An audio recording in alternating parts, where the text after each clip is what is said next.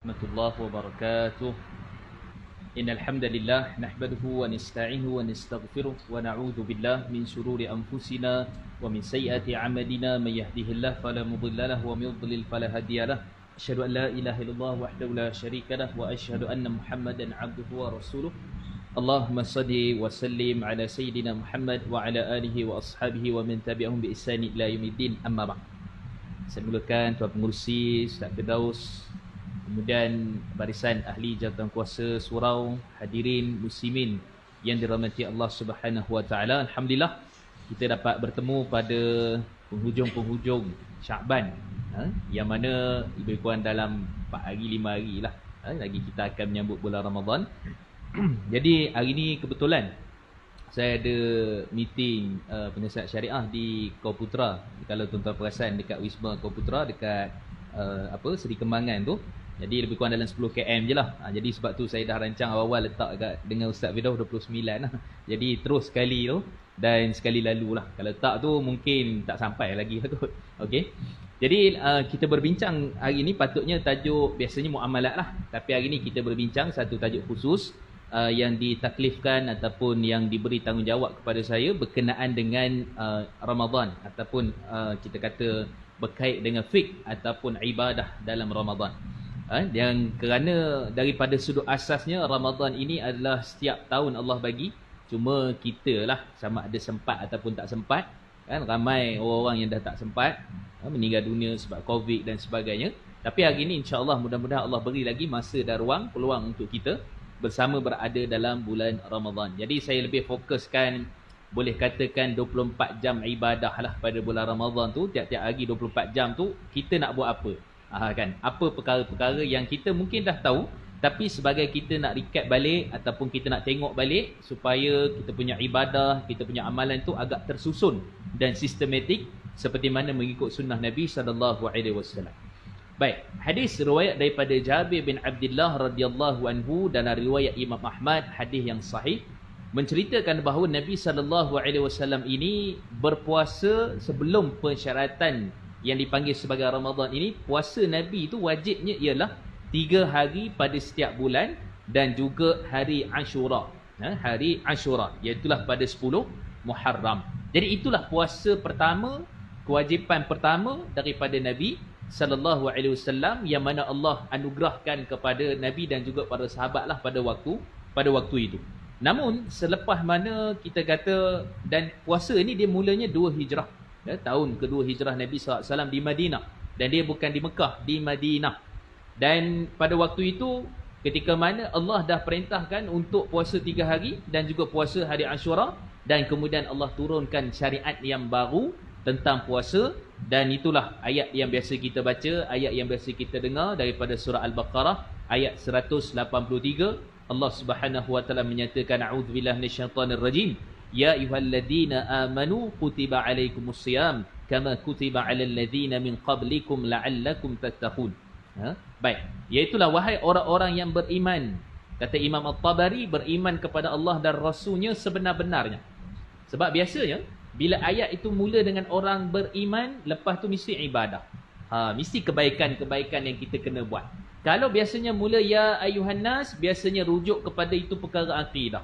Itu perkara aqidah. Ya ayuhan nas u'budu rabbakumul ladzi khalaqakum wal ladzina min qablikum la'allakum tattaqun. Kan biasanya dia akan rujuk bila sebut ya ayuhan nas terus akidah. Tapi ya ayyuhalladzina amanu selepas tu mesti ada ibadah, kebaikan, kesempurnaan yang mesti dilakukan oleh seorang yang beriman. Dan kemudian Allah kata, wahai orang-orang beriman, telah difardukan kepada kamu iaitulah puasa. Allah tak sebut pada ayat ni Ramadan, Allah tak sebut. Kutiba alaikumusiyam, telah difardukan kepada kamu puasa saja. Kan Allah tak sebut puasa itu adalah puasa Ramadan, tapi difahami as-siyam tu maksudnya ada alif lam. Alif lam tu dipanggil sebagai ma'rifah ataupun kita panggil istilahnya dikhususkan. Apa dia? Bukan puasa yang banyak-banyak puasa lain, tapi difardukan itu adalah puasa Ramadan. Dan kemudian seperti mana kama? Kama ni kata Imam Qurtubi dalam tafsirannya, maksud dia ialah tashbih. Tashbih ni ialah penyerupaan, perumpamaan puasa tu, permisalan seperti umat-umat terdahulu. Kan kata Imam Tabari, umat yang terdahulu puasa tu ialah Ahlul Kitab, di kalangan Yahudi dan juga Nasara, pengikut Nabi Musa dan Nabi Isa alaihissalam pada asalnya sebelum mereka menyeleweng. Jadi kita kata itulah asalnya puasa bukan hanya kepada umat Nabi Muhammad, tetapi umat terdahulu juga telah berpuasa. Dan kemudian Allah Subhanahu Wa Taala nyatakan pada ayat itu, setelah mana Allah kata kama kutiba alal ladzina min qablikum la'allakum tattaqun, dan mudah-mudahan dengan sebab itu kamu menjadi orang-orang yang bertakwa di sisi Allah Subhanahu Wa Taala. Takwa ni dalam ayat puasa ni Allah ulang 2 kali. Kat mana lagi? Kalau tuan-tuan perasan pada ayat 187 pada surah Baqarah, pada susur galur ayat yang sama, kalau satu dia punya peringkat mudahnya ayat 183 sehingga 184 itu kebiasaannya fokusnya ialah kepada pensyariatan puasa itu, dan juga fokusnya kepada, kalau tuan-tuan tengok pada ayat 184 tu, dia ada fidyah kat situ. Kan sama ada pilihan berpuasa ataupun fidyah. Kan kalau bagi orang-orang yang mana tak mampu berpuasa. Dan kemudian selepas itu Allah sebutkan pada ayat 185, ini cerita tentang orang yang mana kita kata sanggup ataupun mampu berpuasa, dia puasa. Kalau dia dalam keadaan musafir, kalau dia juga dalam keadaan ni nanti bolehlah kalau tuan-tuan nak selit soalan fidyah lah, pemusafiran, macam-macam, tuan-tuan boleh insya-Allah kita nanti buka sikitlah 5-10 minit tentang soal jawab, saya jawab ringkas-ringkas lah insya-Allah. Baik. Jadi Allah nyatakan tentang bagaimana keadaan orang bermusafir dan juga keadaan orang-orang yang mana sakit, maka diberi ruang untuk dia tidak berpuasa. Dan kemudian barulah ayat 187 Allah nyatakan pada pertengahan ayat itu Allah menyatakan kulu washrabu hatta yatabayyana lakumul khaytu abyadu minal khayti aswadi minal fajr. Makan dan minumlah sehinggalah nampaknya benang-benang putih daripada benang-benang hitam. Dulu para sahabat, antaranya dalam riwayat Imam Al-Bukhari, riwayat daripada Adi bin Hatim, riwayat Nabi sahabat Nabi sallallahu alaihi wasallam. Apa riwayatnya? Dulu tak ada penentuan masuk waktu subuh ni secara lengkap. Sebelum Allah turunkan Al-Fajr, maksudnya masuknya waktu subuh, maka tak ada cara, tak ada kaedah. Maka sebab tu para sahabat sebahagiannya mereka ambil benang putih dan benang hitam tu, mereka letak bawah bantai. Bawah bantai dia orang waktu nak tidur tu. Maka bila mana mereka bangun esoknya tu, tak nampak lagi tu. Tak nampak lagi tu maksudnya boleh sahur lagi ya.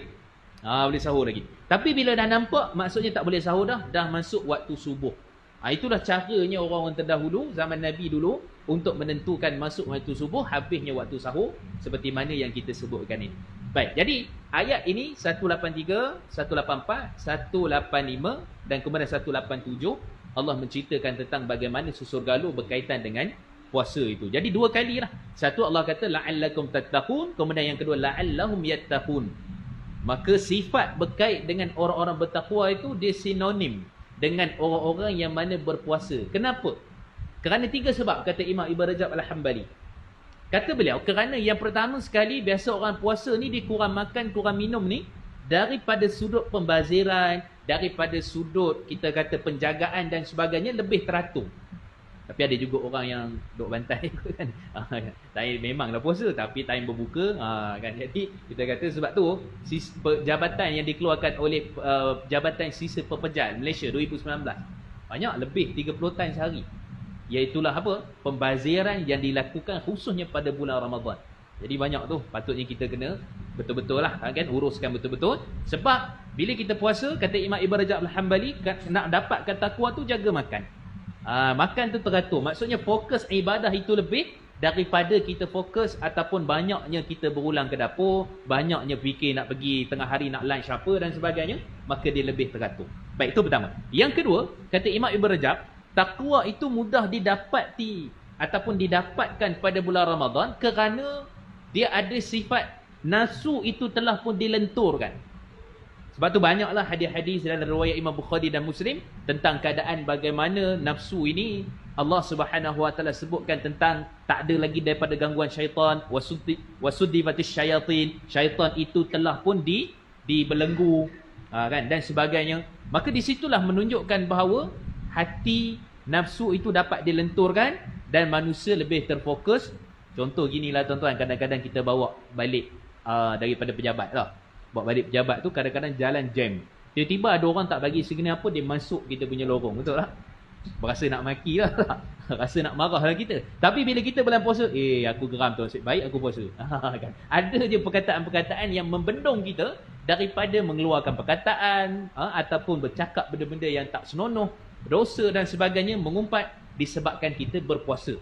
Maka di situlah dapat melenturkan hati, melenturkan nafsu kita daripada perkara-perkara yang mana lebih hampir, lebih dekat kepada takwa kepada Allah Subhanahu wa taala. Baik, itu yang kedua. Yang ketiga, kerana banyaknya amal-amal soleh yang dilakukan dengan penuh kesabaran. Nanti kita bincang apa sunnah-sunnah Nabi. Dia sunnah Nabi ni kita nak cuba ambil ni 24 jam lah. Apa Nabi buat? Start malam tu apa? Pagi tu apa? Sahurnya apa? Bukanya apa? Doanya apa? Dan sebagainya lah. InsyaAllah nanti kita akan pergi satu persatu berkenaan dengan perkara itu. Baik, jadi bila kita sebut tentang perbincangannya tadi, ataupun dia punya kita kata susul galurnya tentang puasa, tentang ibadat puasa, tentang apa disebut oleh Imam Ibn Rajab, maka sebut tentang takwa tadi tu. Sebab tu kalau kita tengok banyaknya perkara-perkara yang kalau kita lakukan dia boleh dapat takwa kepada Allah Subhanahu wa taala. Dan antaranya ialah berkenaan dengan puasa. Dan Allah sebut la'alla. Perkataan tu tuan-tuan itu special tu. Perkataan itu sangat special. Kenapa saya kata special? Kenapa saya kata ada kelebihan yang teramat dahsyat pada perkataan itu? Kerana dia adalah satu perkara yang manusia laku, manusia buat, pasti dia akan dapat takwa. Kerana perkataan la'alla ni ialah mampu dicapai, boleh dicapai, maka rugilah. Maksudnya tuan-tuan, kita bila lalu bulan Ramadan, ikut susul galurnya betul, keadaan betul, ibadahnya betul, boleh dapat takwa. Boleh dapat takwa. Tak ada orang boleh claim saya dapat takwa, awak tak dapat, awak tak dapat. Tak ada. Semua orang boleh kata boleh dapat takwa. Di atas sebab apa? Kerana Ramadan, kerana puasa dan kerana perkara yang Allah Subhanahu wa taala telah berikan kepada kita. Kan itu kita kata secara ringkaslah ayatnya, hadisnya daripada Jabir dan sebagainya, seperti mana yang kita sebutkan di awal mukaddimah tadi. Baik, yang pertama sekali kita masuk terus kepada 24 jam Ramadan tu, apa yang kita nak buat, apa nak susun. Baik, yang pertama sekali, masuk Ramadan ini ialah bila? Maghrib. Kalau katalah Ahad tu puasa, Maghrib tu dah Ramadan dah. Sebab tu kita tarawih malam tu. Tapi ramai orang dia terkeliru. Besok lah baru Ramadan, puasa esok lah baru kira start Ramadan. Dah, kita ikut kalender Islam lah. Bila ikut kalender Islam, maksudnya apa? Start daripada Maghrib tu, Sabtu tu contohlah, kalau Ahad tu puasa, Sabtu tu dah kira Ramadan dah tu. Satu Ramadan. Cuma puasa tu taklah pada Maghrib tu, besoknya lah lepas subuh tu. Tu bermulanya puasa. Kan? Tapi kita nak ceritanya dekat sini, Nabi SAW niat ni bermula bila? Kita nak puasa ni. Persoalan fiqah, persoalan ibadah, dia mesti dengan niat. Dan bila sebut tentang niat ni, pertama sekali saya sebutkan, niat ni puasa ni mesti tiap-tiap hari. Yang tu disepakati oleh semua ulama-ulama mazhab dan juga mazhab Syafi'i, seperti mana disebut oleh Imam Asy-Syirazi, Imam Nawawi, Imam Khatib Syrbini dan semua ulama-ulama dalam mazhab Syafi'i menyatakan bahawa puasa itu kalau kita niat sebulan, maka tidak sah puasa itu. Macam mana Ustaz, kami niat sebulan ni? Sabar dulu kan. Ini kita sebut mazhab Syafi'i. Tak ada siapa-siapa mazhab Syafi'i membantah pendapat ini. Dan ini yang disebut oleh imam-imam yang muktabar, pendapat muktamad, pendapat yang dipegang dalam mazhab Imam Syafi'i. Kata Imam Syirazi, kata Imam Nawawi, tidak sah puasanya tu yang diniatkan sebulan tu, melainkan pada hari pertama saja. Maksudnya Maghrib tu kita dah start dah boleh niat sebenarnya. Dalam mazhab Syafi'i, kita bukan niat pukul 2 pagi, bukan niat sahur besok, bukan niat pukul 11, bukan niat lepas isyak. Kan biasa orang selalu ingatkan lepas isyak kan, jadi niat puasa. Sebenarnya Maghrib tu boleh niat lah. Maghrib boleh niat. Nak besoknya tu kita buka puasa, betul tak? Hari pertama katalah Ahad tu, lepas Maghrib tu siap-siap boleh niat dah puasa untuk besok. Itu konsep niat yang luas yang disebut dalam mazhab Imam Syafi'i, bermula lepas Maghrib sampai subuh besok. Itulah waktu niat yang panjang. Jangan duk kecoh sangat niat mesti waktu bangun sahur. Tak, malam tu nak tidur boleh niat kan. Masuk Maghrib buka puasa, niatlah esok puasa kerana Allah Taala sehari kan, contohnya gitu. Dan seterusnya. Okey, jadi itu konsep niat. Jadi kita kata mazhab Syafi'i mesti mensyaratkan tiap-tiap malam. Yang kata boleh untuk sebulan ni, dia bukan pandangan mazhab Syafi'i. Dia adalah pandangan daripada mazhab Imam Malik, yang mana kita guna pakai juga dekat Malaysia ni.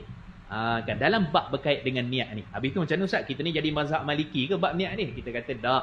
Kerana dalam mazhab Imam Syafi'i, kata Imam Al-Bujaimiri dalam kitab beliau Hasyiah dan sebagainya, kata beliau ni Imam mazhab Syafi'i ni menyatakan mani betulia fi syai' fayuqallid ala man huwa ajal. Sesiapa yang mana menemui kesusahan, kepayahan, kesulitan dalam sesuatu isu, maka dia boleh bertaklid, mengambil pandangan sesiapa yang membenarkan. Dan yang membenarkan untuk kita, itu kita tahu punca tu daripada mana tu. Untuk niat sebulan ni adalah pandangan mazhab Imam Malik rahimahullah. Jadi boleh tak kalau tuan-tuan nak niat sebulan? Boleh, sebagai backup lah. Tapi tiap-tiap malam tu kita kata tetap kita kena niat selepas baik saja pada maghrib sehinggalah kepada waktu subuh. Itu persoalan berkaitan dengan niat. Dan biasanya orang juga akan bincang, niat ni macam mana sebenarnya? Bangun sahur tu niat, masak tu niat ke tak? Pukul 12 pergi kedai mamak tu niat ke tak? Kan baru keluarkan ayam, contohnya terbangun 3 pagi keluarkan ayam, nak apa? Nak sejukkan ataupun nak apa? Cair lah kan. Lepas tu baru nak potong pukul berapa, nak masak dan sebagainya. Niatlah nak bangun sahur ni, nak masak sahur. Niat ke belum? Mazhab Syafi'i tetapkan 3. Cukup ni, package ni ada niat. Pertama dipanggil jazam. Jazam ni maksudnya kita betul-betul berniat sungguh-sungguh untuk nak puasa tu. Mana ada orang niat main-main? Confirm lah sungguh-sungguh kan? Okey, tu pertama, jazam. Yang kedua, iaitulah dipanggil ta'yin.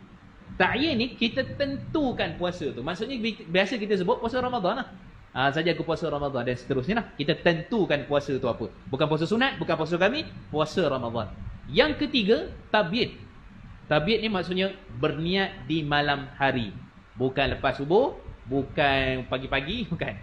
Kan jadi berniat di malam hari. Kata Nabi SAW dalam riwayat Imam Tirmizi hadis sahih, "Man lam yubayyit fil lail fala siyama la au kama qala." Sesiapa yang mana tidak berniat pada waktu malam, maka pada waktu itu tidak adalah puasa baginya. Waktu malam bila? Lepas maghrib sampai dah ke subuh. Itu dia punya konsep. Jadi kalau ada tu waktu masak ke apa tu, memang kita niat nak puasa, bangun tu nak sahur, sungguh-sungguh sebab nak puasa, dan kemudian kerana Allah Ta'ala sebab Ramadan, cukuplah niat tu. Maka janganlah kita susah-susahkan niat tu. Niat tu begini-begini dan sebagainya. Maka apa yang terlintas, dia bukan sekadar terlintas tau. Kita sungguh-sungguh nak buat. Itu baru betul. Sebab salah pentakrifan apa yang terlintas dalam hati tu tak betul. Dia bukan terlintas saja, lalu je dah. Dia jazam betul-betul sungguh-sungguh untuk kita nak melakukan puasa tu, maka itu sudah dikira sebagai niat. Jadi tuan-tuan jelas tu, puasa niat berapa hari, niat berapa hari pula? Niat sebulan sekali ke tak ke, tiap-tiap hari ke, apa ciri-ciri niat di sisi mazhab Imam Syafi'i, maka itu dia punya konsep dia. Dan majoriti ulama pun macam tu lah. Mesti ada 3 tadi, sungguh-sungguh, bulan apa, puasa apa, dan juga waktu malam. Itu konsep niat yang dipanggil sebagai bulan Ramadan untuk kita berpuasa. Okey, habis isu niat. Yang kedua, malam tu kita nak buat apa? Sudah tentulah tarawih. Sudah tentulah tarawih. Nak lagi dah rapat. Saya confuse juga, rapat sah ke rapat sejadah? Tak apalah. Maksudnya SOP merapatkan sejadah ke merapatkan sah tu tak apalah kan. Tapi kita kata alhamdulillah itu kebaikan yang kita ada, yang kita dapat setelah 2-3 tahun, 2 tahun lebih juga kan, 2 tahun. Tapi isunya ialah malam yang nak bermulanya puasa tu tarawih, itu sunnah dia. Tarawih. Dan tarawih ni saya suka ingatkan, kita kalau boleh hidupkan jemaah lah, kalau lelaki khususnya hidupkan dengan berjemaah. Kerana dalam hadis riwayat sampai habis sampai habis. Kita mungkin buat 8 je tuan-tuan. Jadi sampai habis. Sikit je tu. Jangan 8 dah lari. Ada yang short lagi, aku buat 2 je lah kot malam ni. Tak pun 4 lah kot. Letih. Sebulan je kan. Kita tunggu lumus tu sebulan. Kan? Bulan lain tu solat lah 2 ke apa. Tu panggil qiyamul lail, solat malam. Tapi ini kita fokus tarawih. Maka kata Nabi SAW dalam hadis sahih riwayat Al-Imam Tirmizi, Nabi menyatakan apa? Innahu man qama ma'al imam hatta yansarifa kutiba lahu qiyamul lail atau kama qala. Sesiapa yang mana dia solat sampai selesai bersama imam, yakni tarawih, kata Imam Ibn Hajar dan ulama-ulama yang lain, maka dia tulis baginya pahala solat malam sepenuh hari tu. Seolah-olah kita solat tu start maghrib tu sampai subuh besok kita berjaga untuk solat. Kalau kita solat tarawih selesai bersama dengan imam, siapa tak nak hadiah ni? Rugilah tuan-tuan. Rugilah. Jadi kita kata eloknya, cantiknya selesai terus bersama dengan imam. Dan begitulah juga jemaah kita, jemaah subuh dengan isyak. pun dapat lagi pahala qiyamul lail. Dalam riwayat Imam Al-Bukhari, siapa solat subuh berjemaah dan juga solat isyak berjemaah dalam hadis berasingan, maka baginya separuh qiyamul lail, separuh qiyamul lail. Separuh yang solat isyak jemaah, separuh yang solat subuh berjemaah. Maka dapat lagi pahala qiyamul lail. Dah seolah-olah dapat 2 hari tu. Apa lagi yang kita nak cari? Allah dah bagi rezeki kan. Itu dia punya konsepnya yang berlaku pada malam tu sebelum kita tidur, satu tu maka kita tarawih. Itu kita kata isu yang kedua. Isu yang ketiga, bangun besoknya tu. Hari ni kalau kita tengok subuh ni pun lewat juga dah tuan-tuan kan. Maka kalau kita bangun setakat dia bangun tu, kalau boleh khususkan dulu memanglah sahur tu. Tapi sebelum tu kalau kita dapat boleh 2 rakaat tahajud pun sangat istimewa dah tuan. Sangat istimewa. Kerana dalam hadis riwayat daripada Sayyidatina Aisyah radhiyallahu anha dalam riwayat Imam Al-Bukhari dan Muslim, kata Nabi SAW ketika mana ditanya kepada Sayyidatina Aisyah, kata Sayyidatina Aisyah, as-salatul laili mathna mathna. Kan? Salatul lail mathna mathna. Salat malam tu 2-2. Maksudnya paling kurang 2 lah. Jadi kita jangan tinggal tuan-tuan. Bangun tu walaupun sempat sahur, kita bangun pukul 5 ke, 5 suku ke, 5.30 ke, jangan tinggal. Paling kurang 2 rakaat dulu. 2 rakaat, jangan tinggal. Ini sebenarnya hari-hari biasa pun patutnya begitulah. Kan sebelum apa solat sunat sebelum subuh tu. Maka yang tu juga kita fokuskan. Kerana fadilatnya besar. Kerana kelebihannya besar, dan sebab tu Nabi SAW melakukan perkara itu. Cuma terpulanglah tuan-tuan, ada setengah pendapat kata Syekh Abdullah Ibn Jibril dan kata sebahagian para ulama, Syekh Said Sabiq dan sebagainya, untuk kita nak tutup dengan witir tu, nak buka balik ke, itu semua ada pandangan dalam mazhab. Kan semua ada pandangan. Maksudnya apa? Kita witir tu 3 malam tu. Ada pendapat pertama menyatakan bangun malam tu solat 2 rakaat ke 4 rakaat tak perlu witir dah. Sebab yang 3 tu lah witir penutup malam kita. Tu witir kita. Jadi tak perlu dah untuk kita nak tambah lagi, nak tutup buka ataupun sebagainya. Tu pendapat pertama. Pendapat kedua kata Syekh Said Sabiq, ni juga pandangan mazhab Syafi'i, membenarkan untuk kita solat satu dulu, iaitu witir. Kan solat satu untuk genapkan. Sebab witir tu maksudnya ganjil. Maka solat satu untuk genapkan. Semalam kita solat 3, pagi tu kita solat satu jadi 4. 4 ni kita solat tahajud mungkin 2 ke 4, lepas tu tutup lagi satu dengan witir. Maksudnya jadi berapa? 5 lah witir kita tu. Boleh nampak tuan-tuan? Buka ataupun tutup. Itu juga ada pandangan. So isu ni kita kata, bahkan mungkin juga ada orang dia tak ada nak tutup buka ke apa, dia solat tahajud apa benda semua, lepas tu semalam tu dah 3, lepas tu dia solat juga 2, jadi 5 lah. Untuk menutup, sebab kata penutup. Sebab tu dalam hadis riwayat Imam Ahmad, Ibnu Majah dan sebagainya, kata Nabi, la witrana fil lailah, tidak ada 2 witir dalam satu malam. Jadi yang buka tutup tadi tu dia tak jadi 2 witir. Dia jadi witir yang samalah, mengganjilkan witir yang ada. Jadi ada 3 cara tu. Tuan-tuan pilihlah mana yang mudah, jangan bergaduh. Okay. Siapa yang mana dapat yang nak tutup ke nak buka, dia dapat lebih. Sebab solat witir tu lebih. Siapa yang kata saya tak nak dah, cukup dah witir 3 tu, kira saya bangun tu solat tahajud je, tak ada masalah. Itu pandangan Syekh Said Sabiq, Syekh Abdullah Ibn Jibril dan semua para ulama bincang, memang ada 2 ataupun 3 pandangan itu, maka dia tak termasuk dalam perkara yang kita kata berlakunya perkara-perkara yang tidak mengikut sunnah Nabi SAW. Itu dia punya konsep dia. Okay, so habis tahajud. Lepas tahajud tu, kita nak buat apa? Yang ni benda penting tuan-tuan. Allah sebut dalam surah Az-Zariyat, kita jangan tinggal. Wabil asharihim yastaghfirun. Pada waktu sahur tu mereka beristighfar. Ni sifat orang-orang yang mana betul-betul beriman, beramal soleh. Waktu-waktu sahur tu ambil masa sikit untuk istighfar. Allah sebut juga dalam surah Ali Imran, Allah menyatakan wal mustaghfirina bil ashar. Dan mereka ni minta beristighfar pada waktu-waktu sahur. Kenapa istighfar ni tuan-tuan? Hak inilah nak jaga amal ibadat kita. Yang malam tu kita penat, yang mungkin bangun tu tahajud sikit dan sebagainya, semalam tu dengan tarawih jemaah, isyak jemaah, hak itulah yang kita nak jaga. Kena jaga apa? Daripada sifat kesombongan, sifat tak ikhlas, sifat lebih kurang dan sebagainya. Maka sebab tu kita beristighfar pada waktu sahur. Beristighfar pada waktu sahur adalah satu sunnah Nabi, para ulama, para salaf terdahulu dalam melakukan ketaatan kepada Allah Subhanahu Wa Taala. Sama kalau kita fikir, kenapa lepas solat kita istighfar? Nak tutup kekurangan lah solat kita tu, tak khusyuknya kekurangan. Sebab tu lepas je bagi salam. Assalamualaikum warahmatullahi. Assalamualaikum warahmatullahi. Astaghfirullah, astaghfirullah, astaghfirullah. Bukan sebab kita buat dosa. Sebab solat tu ibadah baik tu. Tapi nak tutup kekurangan. Sama juga Allah perintahkan kepada hatta Nabi itu sendiri, Allah suruh istighfar ketika mana dah buat satu kerja kebaikan. Buktinya mana? Idza jaa nasrullahi wal fath wa ra'aitan nasa yadkhuluna fi dinillahi afwaja fasabbih bihamdi rabbika wastaghfirhu innahu kana tawwaba. Pada ayat ni Allah sebut apa? Lepas pembukaan kota Mekah. Lepas buka kota Mekah tu Allah suruh perintahkan untuk apa? Fasabbih, tasbih pada Allah. Fasabbih bihamdi rabbika wastaghfir, dan kamu beristighfar kepada Allah Subhanahu wa taala. Kalau ikut ni hari kemenangan ni kota Mekah ni, pembukaan kota Mekah ni, tiba-tiba Allah kata tasbih pada Allah, istighfarlah kepada Allah. Rupanya dalam lepas buat amal soleh pun kita kena istighfar. Termasuklah pada waktu subuh tu. Kan? So yang keempat tadi kita sebut istighfar pada waktu subuh ni, jangan lupa juga istighfar untuk orang yang telah meninggal dunia, terutama ibu bapa kita. Boleh ke tak boleh tak? Biar betul, ada hadis ke, ada sunnah, ada. Dalam hadis riwayat Imam Ahmad, hadis yang sahih, kata Nabi SAW, la yarfa' abdas salih, ataupun la yurfa' abdus salih, dan akan diangkat hamba-hamba yang salih darajah, iaitulah darjat di sisi Allah Subhanahu wa taala. Kemudian yang diangkat tu iaitulah siapa?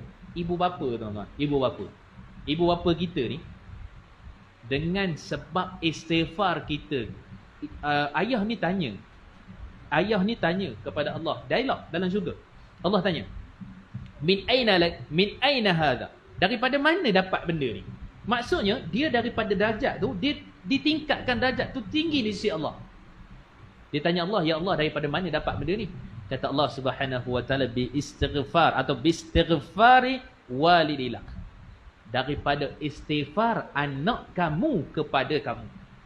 Kan? Jadi kita istighfar untuk kita tu betul dah tu. Tapi tuan-tuan kena ingat juga istighfar kepada kedua ibu bapa kita. Cuma lafaz istighfar tu para ulama bincang lah. Macam mana lafaz istighfar untuk kedua orang tua ni? Betul juga kan? Kalau biasa tuan-tuan dengar, astaghfirullah li wali walidayya, yang tu tidak ada kuatlah daripada sudut hadisnya, statusnya. Tapi sebenarnya istighfar itu, kalau tuan-tuan nak beristighfar untuk kedua ibu bapa yang telah meninggal dunia, nak angkat darjat kemuliaan mereka di sisi Allah, maka kita guna lafaz yang biasa kita doakan kepada jenazah tu. Yang itu lebih baiklah. Apa dia? Allah maghfir lahu warhamhu wa'afi wa'fu anhu. Paling kurang lah tuan-tuan. Jadi jangan tinggal istighfar untuk kita, kerana itu tempat mustajab, waktu kita bangun sahur dan sebagainya, dan juga istighfar untuk kedua orang tua kita kalau yang telah meninggal dunia. Kalau tak pun untuk datuk kita dan sebagainya lah, keturunan kita yang dekat, kaum kerabat tu dengan kita. Tapi terutamanya ibu bapa lah, kalau yang telah meninggal dunia, pesan pada anak-anak kita juga kan, istighfarkan untuk kita bila mana kita meninggal dunia, kerana boleh mengangkat darjat amal soleh, ketinggian di sisi Allah Subhanahu wa taala. Baik, habis nombor 4. Kemudian barulah kita bersahur. Tuh, kita sahur terus kan. Tarawih, besok bangun sahur kan. Jadi susun molek-molek tu tuan-tuan. Susun molek-molek cantik-cantik. Kan. Kemudian kita sahur. Baik, sahur ni kenapa kena sahur? Pertama sekali dalam riwayat Imam Ahmad, kata Nabi SAW, hadis yang sahih tentang puasa ni, dia mesti sahur. Puasa ni mesti sahur. Dan kemudian kata Nabi SAW dalam hadis riwayat Imam Al-Bukhari, kenapa sebab sahur ni? Yang pertama, tasahharu, kamu bersahurlah, fa inna fi suhuri barakah, kerana dalam sahur itu ada keberkatan. Berkat ni benda yang kita tak nampak dan benda yang kita cari. Dan sebab tu dengan bersahur itu kita mencari keberkatan di sisi Allah Subhanahu wa taala. Itu sebab yang pertama kenapa kita kena bersahur. Yang kedua, nanti kita sebutlah sahur tu minum apa, makan apa dan sebagainya, kita sebut. Sunnah ni lah, sunnah. Okey. Yang kedua, kata Nabi SAW, faslun baina siyamina wa siyami ahlil kitab aklatus sahur. Beza di antara makan puasa kita dan puasa ahlul kitab ialah makan sahur. Kan, nak bagi beza dengan agama lain, terutama ahlul kitab, maka kita makan sahur. Kerana di sana ada keberkatan, ada kemuliaan, ada kebaikan, maka sebab tu jangan tinggal sahur tu, jangan kita abaikan. Baik, sahur ni Nabi SAW makan apa? Okay. Dalam hadis riwayat Imam Ahmad, hadis sahih riwayat daripada Imam Ahmad daripada Anas bin Malik radhiyallahu anhu. Sayyidina Anas bin Malik radhiyallahu anhu meriwayatkan Nabi SAW ini, terutamanya waktu nak berbuka dah. Kan. Nabi buat apa? Nabi akan makan rutab. Rutab ni tamar yang basah, yang lembut tu. Yang lembut tu. Tuan-tuan belilah jenama macam-macam ada sekarang ni. Cuma kalau daripada Iran tu boykot lah sikit. Jangan beli geng-geng Syiah punya ni. Belilah yang daripada Arab, daripada Saudi ke apa tu. Bagus sikit lah kan. Kita tak tahu jenama apa dia orang ni. Tah macam-macam jenama ada kat luar sana. Ada Levi's, ada Adidas, macam-macam jenama. Kan? Tapi nak ceritanya, dia punya tu kita carilah. Kan, yang betul-betul tu. Maka kalau paling kurang kita dapat rutab itu. Itu yang biasa Nabi lakukan. Kalau tak ada, kata Sayyidina Anas bin Malik, tamrah. Tamar tu kurma yang kering lah. Kurma yang kering. Kalau tak ada juga, maka seteguk air. Yang tu Nabi sebut ataupun Sayyidina Anas sebut tentang berbuka puasa. Sahur pun sama. Itulah benda yang dilakukan oleh Nabi sebagai sahur Nabi SAW. Mukadimah lah kita kata tuan-tuan. Sebab tu sama ada sahur, sama ada berbuka tu, mukadimah tu janganlah lari daripada benda tu. Jangan bantal lompat tikam dululah, apa dulu, biar dulu kan. Kandak, nasi kandak apa semua tu biar dulu. Kurma dulu. Paling kurang dapat 2 sebiji cantik. Kan, habis dengan sebiji tu minum air, lepas tu bantai lah apa-apa pun. Kan? Jadi kita kata jangan lari. Samalah sahur pun. Samalah sahur. Jadi sahur tu pun dia punya proses dia, peringkatnya begitulah. Ambil dulu yang mana sunnah tu, dan lepas tu kita makanlah apa-apa yang sepatutnya alah perut kita untuk sepanjang hari pada bulan Ramadan yang kita lalui itu. Okey, habis. Yang kelima, berkenaan dengan sahur. Tu nak nampak dah pusingan tu. Tuan-tuan dah nampak kan? Dia punya 24 jam tu daripada malam tu nak kena buat apa dan sebagainya. Okey. Kemudian, ini selingan. Kita kena masukkan juga, kita panggil sebagai Al-Quran tu. Kan, Al-Quran ni. Tapi ramai orang terlepas pandang, dia duk kejar untuk khatam Quran. Betul, tak ada siapa nafi. Pahala besar. Tetapi dia kena masukkan juga dalam rencana harian dia itu ialah untuk tadabbur ayat Quran. Tadabbur ayat Quran. Baca Quran tu tuan-tuan boleh sendiri dah, insya-Allah semua dah ada pengalaman. Ada orang baca malam 1 juzuk terus, 2 juzuk, ada orang baca sekian kali lepas solat 5 muka surat 5 muka. Itu kita punya kreativiti masing-masing. Untuk mengkhatamkan tu.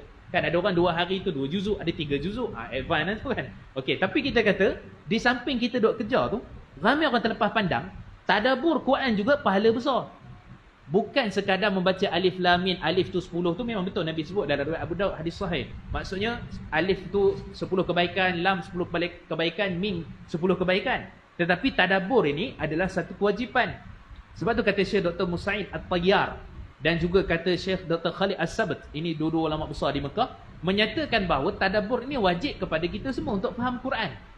Dan disebabkan tadabbur juga kita boleh beramal, kita faham Quran, dan kemudian yang paling pentingnya ialah kita berpahala besar dengan mentadabbur Al-Quran.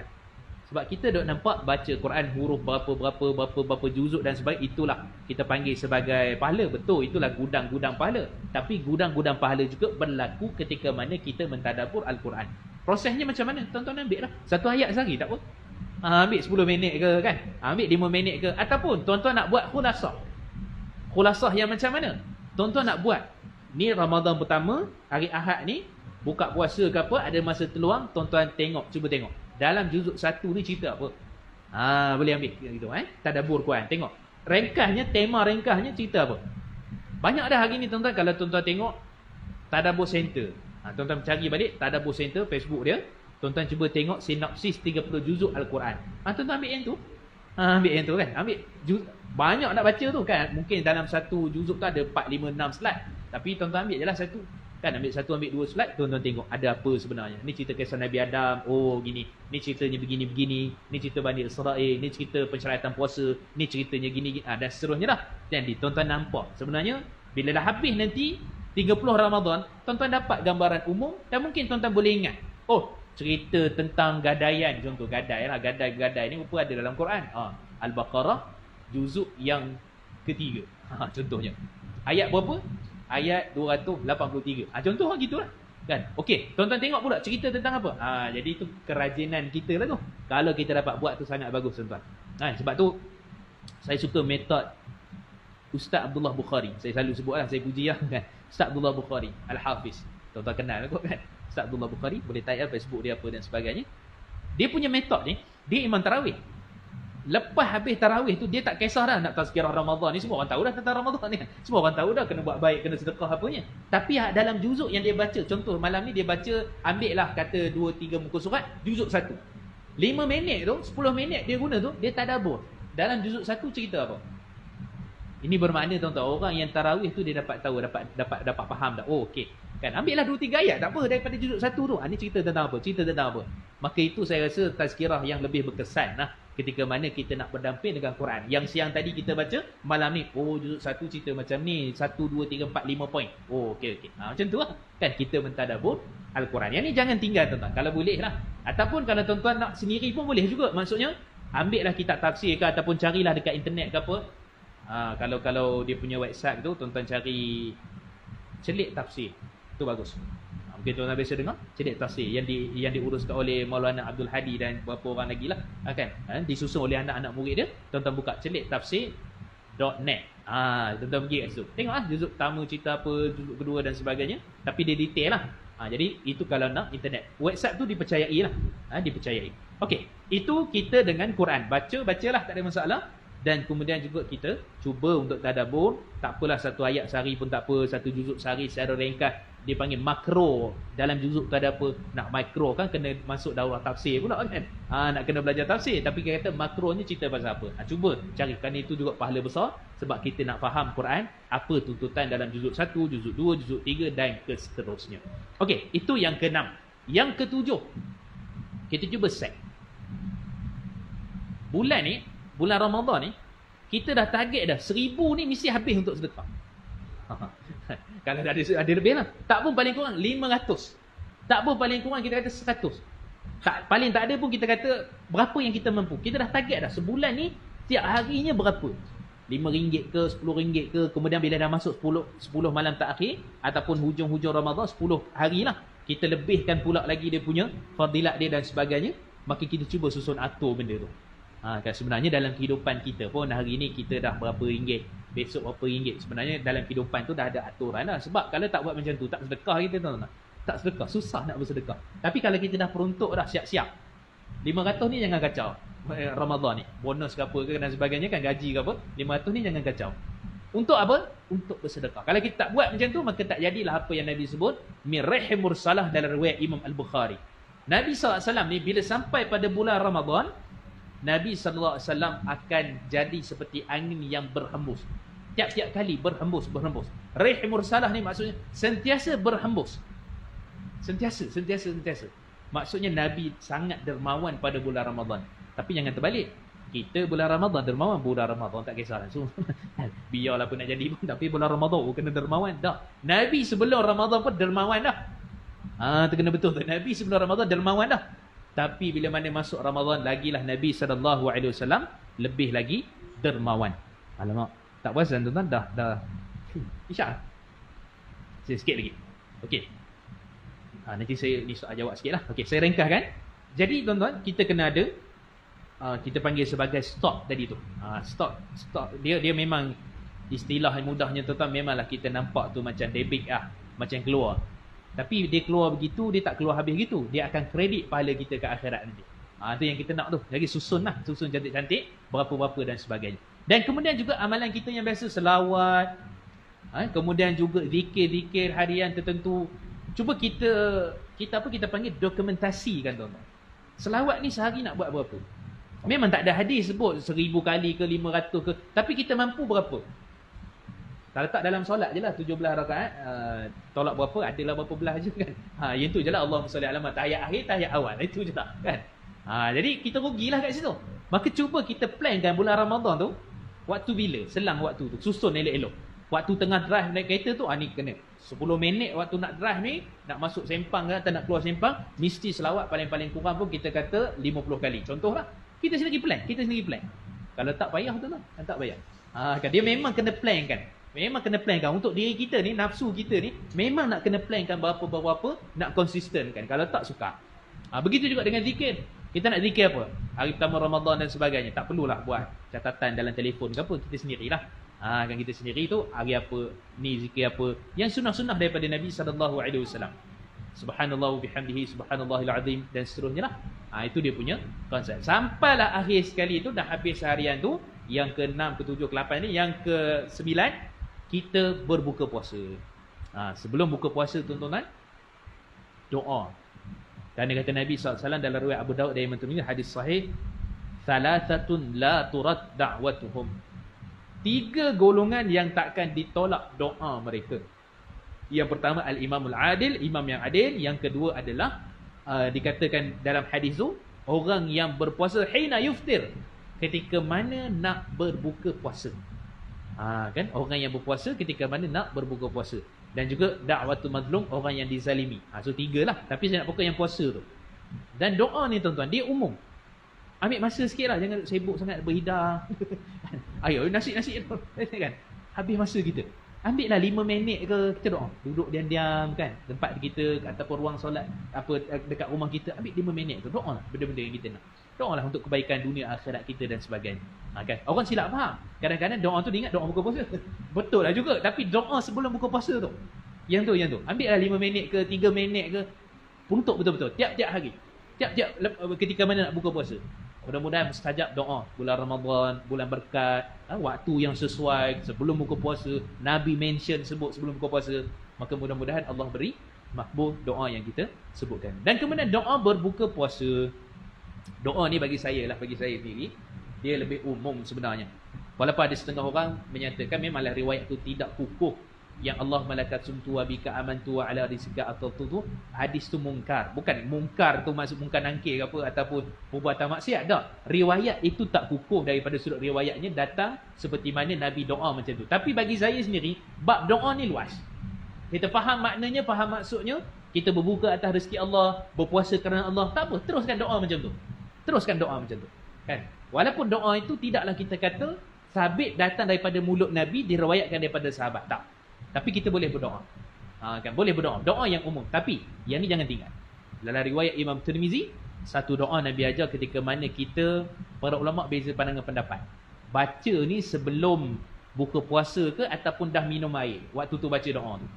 Sebab difahami doa tu, dhahaba dhamba'u wa batilatil uruq wa thabata ajru insya-Allah. Doa ni bermaksud telah basahlah urat-urat, telah basahlah kerongkong, dan sabit insya-Allah dapat pahala di sisi Allah, insya-Allah Subhanahu wa taala. Kan, menunjukkan bahawa doa tu dibaca lepas kita teguk air. Lepas kurma tu teguk air. Maka sebab tu kita kata ada perbezaan di kalangan para ulama, baca sebelum capai kurma minum air tu ke ataupun selepas tu. Tak apa, kalau ada orang buat selepas tu, dia faham macam tu, tak ada masalah. Kalau ada orang baca sebelum tu pun tak ada masalah. Jadi tuan-tuan carilah Google, dhahabat dhama'u wa batalatil uruq wa thabatal ajru insya-Allah. Kan, kita amalkan yang betulkan yang biasa, biasakan yang betul. Itu konsep tu kan. Itu sunnahnya, jangan tinggal doa tu. Doa lain tu tak apalah, bacalah. Doa kita berbuka puasa. Okey, jadi itulah secara umumnya konsep harian, amalan harian yang kita ada. Dan sebelum tu kalau tuan-tuan ada fidyah, kan, fidyah kedua orang tua kita yang sakit, yang meninggal dunia, tak sempat bayar lagi, bayarlah segera.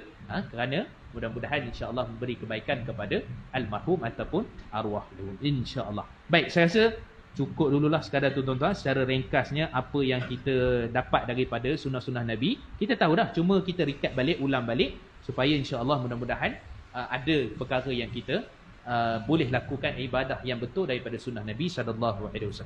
Baik, saya ambil sikit masa dalam 5 minit ke macam tu, saya buka soal jawab kalau ada. Silakan tuan-tuan. Ya.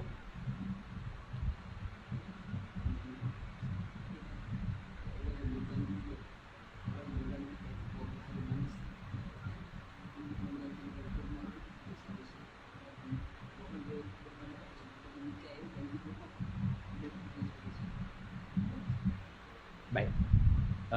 Bagi pandangan peribadi saya sendirilah, kita kata kalau betul-betul dah tak ada. Kalau betul-betul dah tak ada, maksudnya mungkin terlupa hari pertama tu tak beli lagi kurma contoh. Tapi kita nak juga berbuka dengan benda-benda yang manis contoh. Sebab Nabi SAW ni dalam hadis umumnya, Nabi ni yuhibbul halu. Nabi ni suka benda yang manis-manis. Suka benda yang manis. Pada asalnya dalam riwayat Imam Tirmizi, memang Nabi suka benda yang manis-manis. Tapi itu umumnya. Cumanya untuk buka puasa ni, kita kata aturan sunnahnya kembali pada asal. Cari kurma. Kalau tak ada kurma, paling kurang kalau kita kata tak ada kurma ni, kita buka benda-benda ni lah. Yang air tu tadi tu. Yang air tu jangan ni dulu. Kan, sebab yang tu charge yang last sekali dah. Kalau tak ada betul-betul kurma tu, baru kita ambil air. Jadi ambil air dulu lah.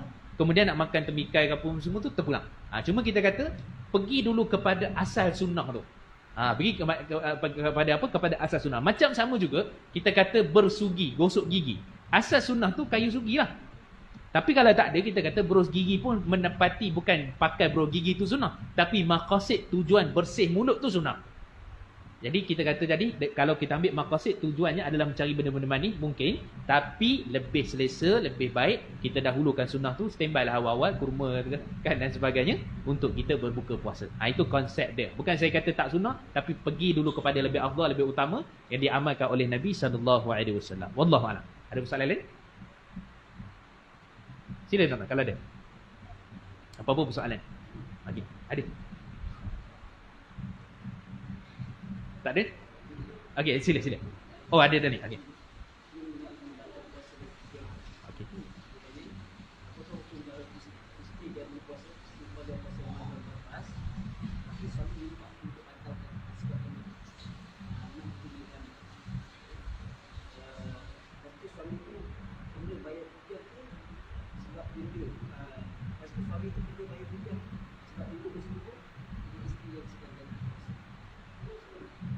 Baik, persoalan berkenaan dengan bersetubuh ketika mana puasa qada, puasa ganti. Kan maksudnya si suami suruh membatalkan puasa. Cantik soalan tu. Saya pergi dulu yang pakai helah untuk membatalkan puasa untuk bersama pada bulan Ramadan tu. Helah yang biasa digunakan kalau baca dalam pandangan tertentu, dia kata boleh batalkan dulu dengan buka puasa lah. Lepas tu bersamalah dengan isteri pada siang bulan Ramadan. Yang tu kata Imam Ibn Qayyim yang dipanggil sebagai helah yang paling khabith. Helah yang paling buruk sekali. Dan jangan buat macam tu. Walaupun ada kata begitu, begini dan sebagainya. Bulan Ramadan ni kan bulan kekang nafsu. Bulan nak kawan nafsu dan sebagainya. Tiba-tiba kita kata kita cari pandangan-pandangan yang tak tahu daripada mana. Lepas tu kita kata boleh buka puasa dulu, lepas tu bersama. Kena bayar kafarah ke tak? Yang tu wajib bayar kafarah kata Imam Ibn Qayyim. Dan itu pandangan mazhab Syafi'i. Sebab dia mencemarkan bulan Ramadan. Bukan sebab bersama tu, tapi sebab mencemarkan bulan Ramadan, waktunya Ramadan, tempatnya dalam bulan Ramadan. Maka dengan sebab tu dia kena membayar fidyah. Ketika mana apa? Ketika mana mencari helah buka puasa dulu, kemudian baru dia, bukan fidyah, kafarah. Silap fidyah. Kafarah. Kafarahnya apa? Dalam hadis surah Imam Al-Bukhari, Nabi sebutkan kafarahnya ialah memberi makan 60 orang fakir miskin. Tapi itu last choice lagi tu. Pertama sekali adalah membebaskan hamba. Kenapa membebaskan hamba? Kerana Islam dia memang dia nak membebaskan hamba, terutama pada waktu zaman Nabi SAW dulu. Sebab tu dia tak hamba. Sebab tu kalau tuan-tuan baca, banyak kafarah ni hamba, bebaskan hamba. Sebab Islam bukan anti hamba. Kalau zaman Aristotle dulu, zaman ni disebut oleh Kencia Ali, disebut oleh Joseph, apa benda semua ni, mereka kata Islam ni zalim, memperhambakan manusia. Sebenarnya tak. Buktinya apa? Banyak hadis kalau sebut kafarah, mesti dulu bebas hamba. Tu satu, hamba. Yang kedua, puasa 2 bulan berturut-turut. Dalam hadis tu. Yang ketiga, memberi makan 60 orang fakir miskin. Kalau dia tak mampu puasa 2 bulan berturut-turut. Jadi, kalau sebutkan tentang qada tadi tu, sebab dia qada ganti puasa Ramadan.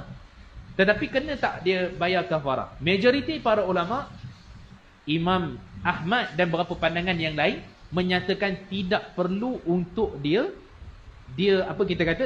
membayar kafarah. Tak perlu. Sebab dia bukan waktunya tercemarnya pada bulan Ramadan. Cuma wajib dia ganti dan beristighfar, bertaubat. Sebab puasa ni puasa wajib ni. Kalau puasa sunat tu ada perbincangan lagi. Tapi kalau puasa wajib, dia ganti puasa, maka pada waktu tu pendapat Imam Ahmad dan sebahagian ulama yang lain, dia tak dikenakan kafarah, tapi dia wajib beristighfar kepada Allah. Dia seolah-olah macam solat lah. Kita sengaja batalkan solat atas alasan-alasan tertentu. Dan batalkan solat ni memang apa keadaan sekalipun tak boleh. Perkataan sekalipun tak boleh, melainkan memang sangat-sangat darurat. Begitulah juga dengan bulan ataupun qada puasa Ramadan tadi. Maka kalau tanya saya kata pandangan majoriti para ulama, Imam Syafi'i dan sebahagian ulama lain menyatakan tidak perlu untuk kafarah, tetapi dia wajib qada dan beristighfar, memohon ampunan kepada Allah. Kerana apa? Kerana seolah-olah macam bermain-main dengan syariat. Kejap puasa, tak apalah hari ni tak puasa lah, ganti besoklah. Jomlah kan contohnya. Bersamalah dengan suami isteri. Dah, jangan pun main-mainkan tentang isu yang seperti itu. Wallahu a'lam. Ada persoalan lain? Okey, silakan.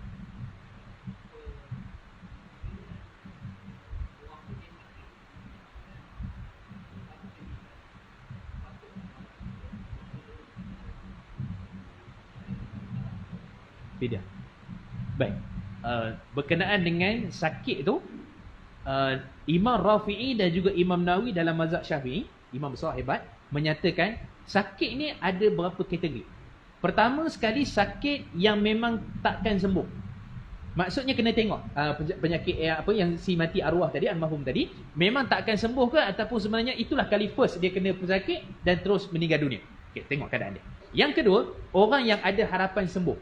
Jadi dua-dua ni hukum berbeza, kata Imam Rafi'i dan juga Imam Nawawi, dan kemudian perlu ganti ataupun tidak oleh ahli waris. Dalam hadis riwayat daripada Sayyidatina Aisyah radhiyallahu anha, dalam riwayat Imam Muslim, kata Nabi SAW, "Samma anhu waliyuhu," maka hendaklah dipuasakan oleh walinya, iaitu anak-anaknya untuk dia.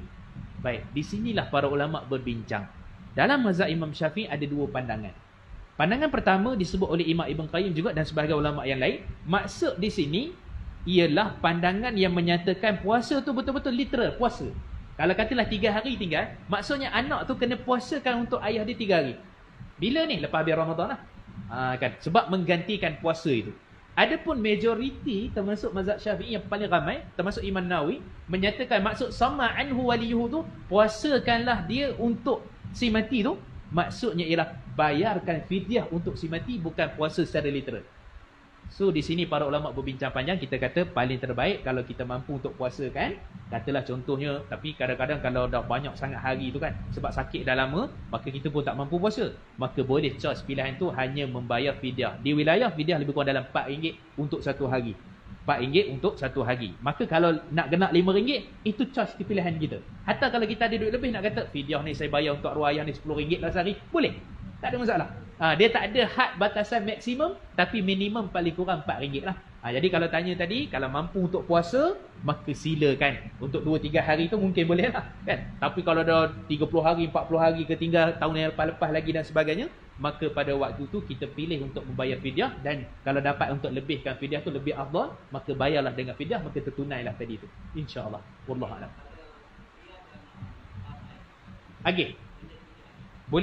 Boleh, tak ada masalah. Kerana dia termasuk dalam samma anhu waliyuhu, puasakan oleh walinya, maksudnya keturunannya, terutama anak-anak ni.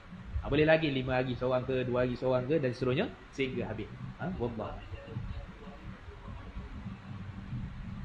Sakit itu kita sebut tadi adalah sakit yang tak ada harapan sembuh, maka tak perlu ganti. Yang pertama tadi. Tapi kalau sakit tu ada harapan sembuh, tapi kita kata dia dulu tinggal puasa dah, katalah contohnya 4 hari, kan? Masuk tahun tu dia tak sempat ganti lagi, lepas tu sakit pula contohnya, lepas tu membawa kepada meninggal dunia. Jadi tu ada harapan sembuh tu, maksudnya dia berpuasa, yang 4 hari tu kena ganti. So kena tengok maksudnya tak ada harapan sembuh ke, ataupun ada harapan sembuh, ataupun memang pernah sembuh lepas tu sakit balik. Wallahualam. Ada soalan lain? Okey, sila.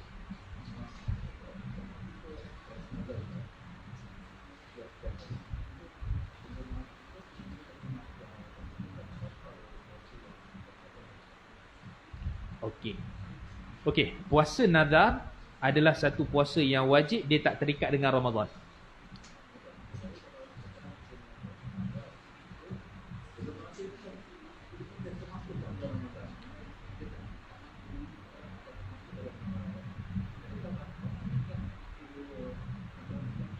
Baik. Pernah berlaku zaman Umar Al-Khattab radhiyallahu anhu, hadis sahih, ketika mana ada sahabat yang mana dia bernazar, ataupun Abdullah bin Umar sendiri, dia bernazar untuk beriktikaf 1 hari dekat masjid. Dia berazam. Maksudnya bernazar betul-betul lah. Dia dapat buat satu benda, dia berazam untuk iktikaf. Ada pula pernah berlaku pada zaman Nabi, dia berazam untuk iktikaf tengah-tengah, bukan iktikaf, maksud dia berdiri tengah-tengah panas. Sebab itu nazar dia. Baik, di sini para ulama berbincang. Antara disebut oleh Imam Nawawi, kalau puasa, contoh kita nazar puasa tu katalah 7 hari. Kan kita pun startlah puasa tu, katalah contohnya lusa ke apa ke, start puasa. Kan? Jadi puasa tu patutnya 7 hari, adakah kita sebut waktu tu berturut-turut? Kalau kita sebut puasa 7 hari tanpa ikat berturut-turut, maka pada waktu itu kita boleh puasa bila-bila, dan paling segera menyegerakan itu yang paling terbaik. Kan? Okey, itu satu. Yang kedua, kita puasa tapi kita dah niat tu memang berturut-turut 7 hari berturut-turut. Tiba-tiba ada kekangan Ramadan tadi. Adakah perlu puasa balik ke ataupun bagaimana? Saya ambil pendapat Imam Ahmad dan sebahagian ulama yang lain menyatakan kita just sambung saja puasa tu. Maksudnya dah 3, lepas tu masuk Ramadan, maksud ada 4 lagi, betul tak? Maka Syawal nanti, habis Syawal nanti ataupun selepasnya puasalah lagi 4 tu. Kalau boleh juga turut-turut jugalah yang 4 tu lagi. Kan, dan sesegera yang mungkin. Ataupun puasa Syawal tu lah. Puasa Syawal tu kita puasa yang dipanggil sebagai nazar. Jadi itu pandangan lebih kuat lah. Jadi kalau tengok gini tuan-tuan, kalau kita kata mampu untuk puasa 7 hari semula, semula, maka waktu tu puasa lah. Tapi kita kata tak boleh ni kan, tengok-tengok ni tak apalah, saya ambil lah pandangan yang dikatakan Imam Ahmad dan sebagainya, menyatakan just sambung lagi 4 hari maka sudah cukup. Wallahualam. Ada soalan lain? Okey, silakan tuan. Soalan akhir lah. Okey, jom penutup. Okey.